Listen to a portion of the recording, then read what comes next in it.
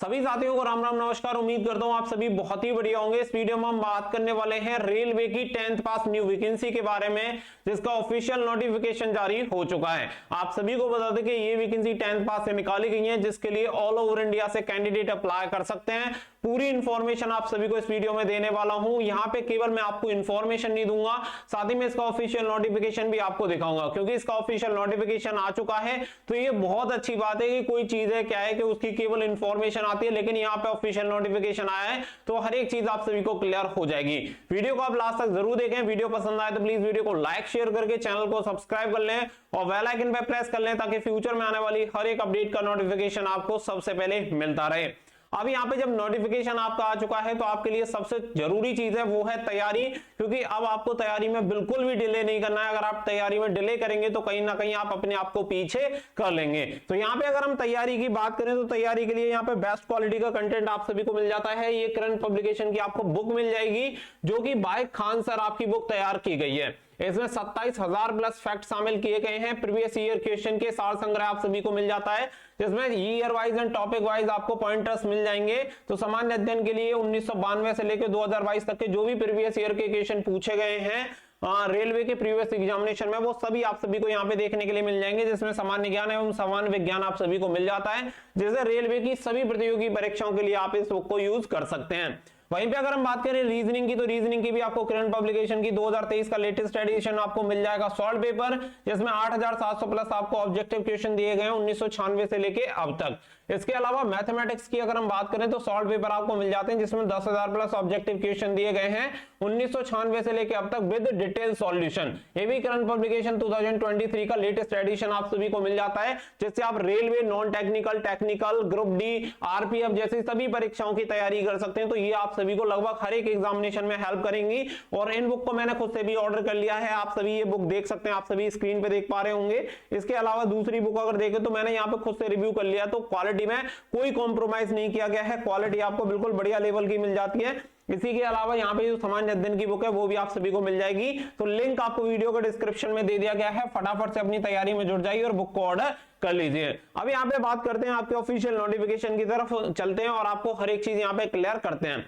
तो यहाँ पे सबसे पहले आप देख सकते हैं कि रेलवे मंत्रालय की तरफ से ये नोटिफिकेशन यहाँ पे जारी किया गया है। भारत सरकार रेल मंत्रालय रेलवे बोर्ड की तरफ से ये नोटिफिकेशन आप देख सकते हैं, जिसे 2 जनवरी 2024 को न्यू दिल्ली की तरफ से जारी किया गया है। अब यहाँ पे हर एक इंफॉर्मेशन आप सभी के लिए डिटेल में दे रखे, लेकिन बात क्या है कि पूरा 24 पेज का नोटिफिकेशन है, जहां पे क्या है हर एक इंफॉर्मेशन थोड़ी अलग अलग दे रखी है और बहुत ज्यादा एक्सप्लेन करके अलग अलग तरीके से दी हुई है, जिससे कि अगर हम पूरी इंफॉर्मेशन को यहाँ पे देखें तो हमें बहुत ज्यादा टाइम लगेगा और चीजें यहाँ पे काफी कम क्लियर हो पाएंगी। इसीलिए इसका जो पूरा जो भी आपके लिए जरूरी इंफॉर्मेशन है वो एक ही जगह मैंने कलेक्ट कर लिया, ताकि आसानी से आपको सारी चीजें समझ में आ जाए। तो वहीं से मैं इस नोटिफिकेशन की जो भी जरूरी इंफॉर्मेशन है वो आपको दे देता हूं। तो यहाँ पे आप देख सकते हैं पूरी डिटेल्स को एक ही जगह कलेक्ट करके मैं आप सभी को ये इंफॉर्मेशन दे रहा हूं। तो ये वैकेंसी, जैसे कि मैंने आप सभी को बताया कि रेलवे मंत्रालय की तरफ से ये वैकेंसी यहाँ पे निकाली गई है। तो रेलवे में काफी अच्छी वैकेंसी यहाँ पे हो रही है, क्योंकि ये 10th पास आपकी वैकेंसी निकाली गई है, जिसके लिए ऑल ओवर इंडिया से सभी कैंडिडेट अप्लाई कर सकते हैं, चाहे फिर वो मेल हो या फीमेल।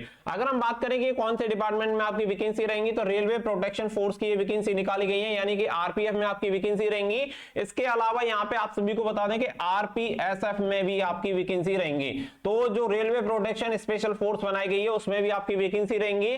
टोटल अगर हम वैकेंसी की बात करें तो यहाँ पे 2250 प्लस यहाँ पे वैकेंसी रहने वाली है, जिसमें अगर हम बात करें तो आपकी अलग अलग यहाँ पे वैकेंसी रहेंगी। तो 2250 टोटल आपकी वैकेंसी है, जिसमें अगर हम बात करें तो देखिए एसआई के लिए जो आपकी वैकेंसी रहेंगी वो आपकी रहेंगी 250, और कांस्टेबल के लिए अगर हम बात करें तो यहाँ पे कांस्टेबल के लिए रहेंगी आपकी 2000। तो ये आपकी वैकेंसीज हैं। अगर मैं एसआई की बात करूं तो यहाँ पे क्राइटेरिया थोड़ा सा अलग है, लेकिन कांस्टेबल के लिए 10th पास कैंडिडेट अप्लाई कर सकते हैं। अगर यहाँ पे हम बात करें कि एज क्राइटेरिया क्या होता है, तो देखो एज क्राइटेरिया यहाँ पे आप क्लियर देख सकते हैं कि अगर कांस्टेबल के लिए अप्लाई करते हैं तो 18 से 25 साल तक की एज आपकी होनी चाहिए। उम्र की गणना 1 जुलाई 2024 को की जाएगी। अगर आप एससी और एसटी हैं तो 5 साल की छूट मिल जाएगी, और अगर आप ओबीसी हैं तो 3 साल की आपको छूट मिल जाती है। अगर आप एसआई के लिए अप्लाई करना चाहते हैं तो न्यूनतम आयु यहाँ पे थोड़ी सी अलग होती है, 20 से 25 साल आपकी उम्र सीमा यहाँ पे होनी चाहिए। इसके अलावा अगर यहाँ पे फिजिकल मेजरमेंट के बारे में बात करें तो पीएसटीएन पीटी यहाँ पे देख लेते हैं। तो जनरल और ओबीसी कैंडिडेट के लिए 165 लंबाई चाहिए, 165 सेंटीमीटर मेल कैंडिडेट के लिए,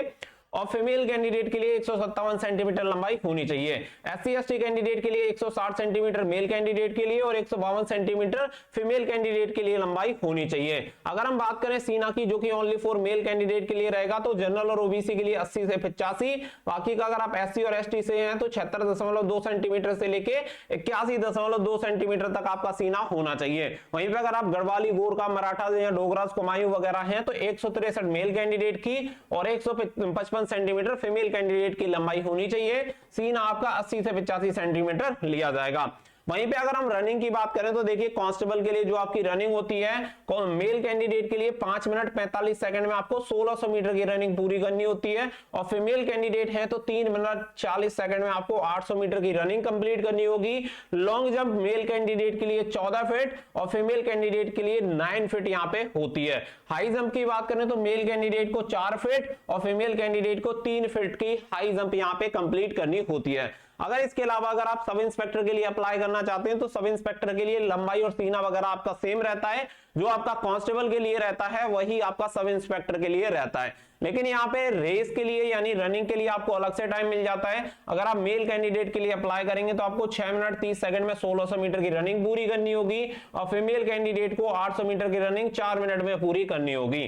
लॉन्ग जंप मेल कैंडिडेट को 12 फीट और फीमेल कैंडिडेट को 9 feet. High jump male candidate को 3 फीट 9 इंच और फीमेल कैंडिडेट को 3 फीट यहाँ पे हाई जंप करनी होती है। इसके अलावा क्वालिफिकेशन की अगर मैं बात करूं तो देखिए अगर आप कांस्टेबल के लिए अप्लाई करते हैं तो 10th पास आप होने चाहिए। नॉर्मल 10th पास है, इसमें कोई भी परसेंट वगैरह का क्राइटेरिया नहीं होता है। अगर आप अप्लाई करते हैं ऐसा ही यानी सब इंस्पेक्टर के लिए तो आप ग्रेजुएट होने चाहिए, तो आप इस वैकेंसी के लिए अप्लाई कर सकते हैं। इसके अलावा अगर यहाँ पे हम बात करें कि इसका सिलेबस क्या होता है तो देखो सबसे पहले आपका रिटन एग्जामिनेशन ही होता है और रिटन एग्जामिनेशन आपका कंप्यूटर बेस्ड एग्जामिनेशन होता है, जिसमें आपका जनरल अवेयरनेस के 50 क्वेश्चन 50 मार्क्स, अर्थमेटिक के 35 क्वेश्चन 35 मार्क्स और जनरल इंटेलिजेंस एंड रीजनिंग के 35 क्वेश्चन 35 मार्क्स आपके होते हैं। यानी कि टोटल जो नंबर ऑफ क्वेश्चन होते हैं वो होते हैं 120 और 120 नंबर आप सभी को दिए जाते हैं। आपका जो पेपर का समय रहता है वो 90 मिनट में आपको ये आंसर्स देने होते हैं। नेगेटिव मार्किंग 1/3 की रहती है और एसआई एंड कांस्टेबल दोनों के लिए सेम आपका सिलेबस होता है, बस आपका लेवल यहाँ पे चेंज हो जाता है। यहाँ पे अगर आप सैलरी देखेंगे तो सैलरी कांस्टेबल को 21,700 से आपकी सैलरी मिलती है, लेवल 3 की आपको सैलरी मिलती है। सब इंस्पेक्टर को लेवल 6 की सैलरी मिलती है, 35,400 से आपकी सैलरी स्टार्ट होती है। यहाँ पे अगर हम सिलेक्शन प्रोसेस में बात करें तो कंप्यूटर बेस्ड एग्जामिनेशन यानी सीबीटी, फिर आपका पीईटी पीएमटी जिसमें फिजिकल, फिर आपका डॉक्यूमेंट वेरिफिकेशन और सबसे लास्ट में मेडिकल एग्जामिनेशन होता है। कंप्यूटर बेस्ड एग्जामिनेशन को आरआरबी यानी रेलवे रिक्रूटमेंट बोर्ड द्वारा संपन्न करवाया जाएगा। बाकी के जो फेसेस होंगे इन्हें आरपीएफ के द्वारा पूरा करवाया जाएगा। इसके अलावा अगर हम यहाँ पे बात करें एप्लीकेशन फीस की तो देखिए application fees SC ST PWD candidate तो इसके लिए अप्लाई नहीं कर सकते हैं। एक्स सर्विसमैन कैंडिडेट अप्लाई कर सकते हैं तो 250 रुपए एप्लीकेशन फीस देनी होगी।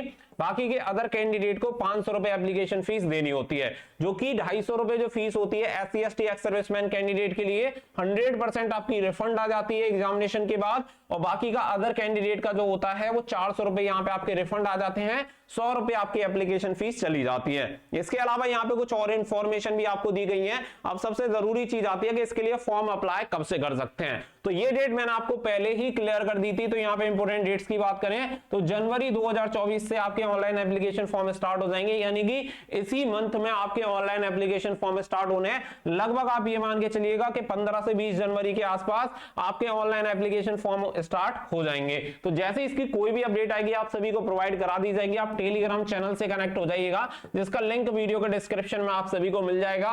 30 दिन का समय आपको फॉर्म अप्लाई करने के लिए दिया जाएगा, तो आप सभी अपनी तैयारी में जुट जाइए ताकि इस बार आप आरपीएफ में यानी रेलवे की भर्ती में एक जॉब जरूर ले पाएं। तो जो भी कोई इंफॉर्मेशन होगी वो सबसे पहले रियल और ऑथेंटिक तरीके से आप सभी को प्रोवाइड करा दी जाएगी। इसके लिए आप हमसे कनेक्टेड रहिएगा। मिलेंगे नेक्स्ट वीडियो में, फिलहाल के लिए बस इतना ही। तो थैंक यू फॉर वॉचिंग। जय हिंद, जय भारत।